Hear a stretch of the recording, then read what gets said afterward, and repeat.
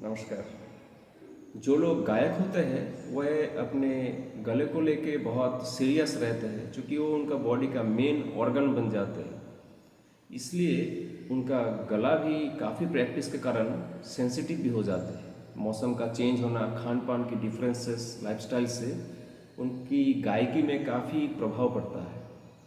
इसलिए वह गले की केयर के लिए बहुत ज़्यादा जागरूक रहते हैं। और एक चीज़ जो वो लोग ज़्यादा गौर नहीं करते, जिनका इफ़ेक्ट पैसिव वे में उनके गायकी में भी पड़ता है, वो है कॉन्स्टिपेशन। श्री प्रभात रंजन सरकार जी, जो विश्ववंदित गुरु श्री श्री आनंद मूर्ति जी के रूप में भी परिचित है, वह उनके किताब में कहते हैं कि हाई पिच पे, हाई नोट पे गाने के बाद उनको कॉन्स्टिपेशन का प्रॉब्लम रहती है। तो ये दोनों प्रॉब्लम तो है ही। तो आमतौर पे लोग गर्म पानी, गर्म खाना खाना पसंद करते ताकि उनका गला ठीक रहे।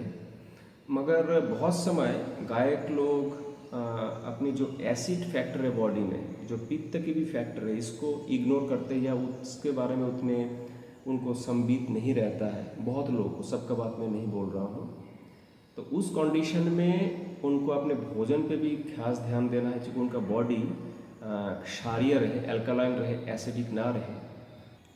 तो गले की जो खराश रहता है, विशेष करके बरसात के समय, ठंडे के समय, सीजन चेंज के समय या किसी भी मौसम में, उस खराश को मिटाने के लिए श्री प्रभात रंजन सरकार जी ने एक बहुत बढ़िया उपाय दिया है। वो है सहजन, जो होता है ड्रम स्टिक, जिसको मूंगा भी बोलते हैं, गुजराती में सरगवा भी बोलते हैं, अलग अलग प्रादेशिक लैंग्वेज में अलग अलग नाम है।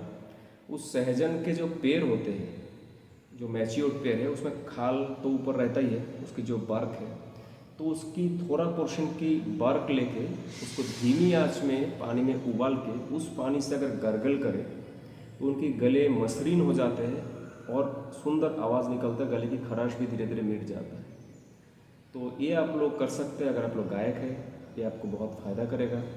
लेकिन एक चीज़ गौर करें, क्योंकि म्यूज़िक को नेक्स्ट टू गॉड कहा गया है, बहुत ही सेंसिटिव है। इसलिए जो लोग क्लासिकल वे में म्यूज़िक की प्रैक्टिस करते हैं, उनके माइंड भी बहुत ही एस्थेटिक नेचर के, सेंसिटिव रहते हैं।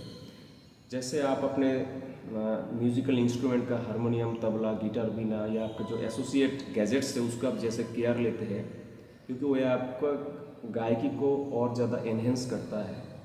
ठीक उसी तरीके से उस पौधे का भी केयर लीजिए जिस पौधा से आप खाल लिए हैं, क्योंकि वो कहीं ना कहीं आपको वरदान के स्वरूप ये मिल रहा है।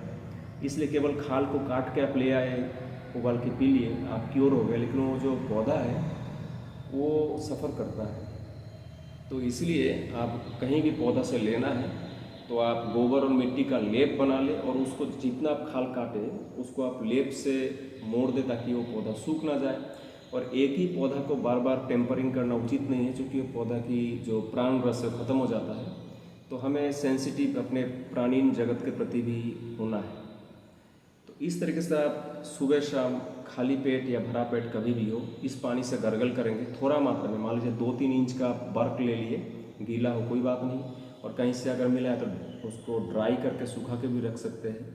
उससे आप गर्गल करें आधा ग्लास पानी में, नमक चीनी कुछ चीज़ की ज़रूरत नहीं है, तो आपके गले में सुर और अच्छी तरीके से बैठेगा। दूसरा चीज़ है कि कब्जियत, कॉन्स्टिपेशन। कब्जियत दूर करने के लिए जो लोग विशेष करके हाई नोट्स पे गाते हैं, लंबे सुर खींचते हैं, तो आमतौर पे लोग ईसबगुल की भूसी खाते हैं या सब्जियां भी बहुत समय लेते हैं, जो पेट ठंडा रखता है। लेकिन एक बहुत बढ़िया चीज़ को हम लोग इग्नोर कर देते हैं, जिसकी फूड वैल्यू भी है, वो है पपाया, पपीता जिसको बोलते हैं। तो बहुत लोग, हो सकता है डायबिटीज़ की इशू हो या ज़्यादा मीठा पसंद ना हो, तो ज़रूरी नहीं कि वह पका हुआ पपीता ही खाए।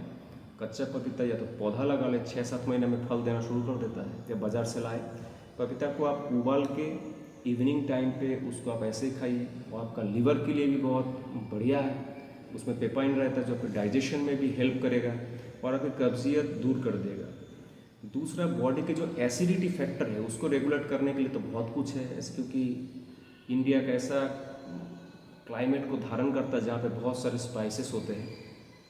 उसके साथ आप एक चीज़ ले सकते हैं कि जो नारियल है, गरी वाला नहीं, जो मंदिरों में फोड़ते हैं, पानी वाला नारियल, उस नारियल को ला के आप रखिए, उसको तोड़िए, तोड़ के छोटा सा हिस्सा, मान लीजिए 2x2 इंच का इतना हिस्सा, आप उसको अंदर का पल्प ले लीजिए। उसके साथ थोड़ा सा जो सौंफ होता है, उसको फनेल सीड शायद कहता है, मैं भूल रहा हूँ, उसको सौंफ के साथ मिला के, और अगर आपके घर में मिश्री है, तार की मिश्री है तो बढ़िया है, नहीं तो चीनी की मिश्री, और मिश्री नहीं भी है तो कोई भी इशू नहीं, सौंफ के साथ उसको चबा के आफ्टर फूड सुबह और दोपहर उसको आप खाइए।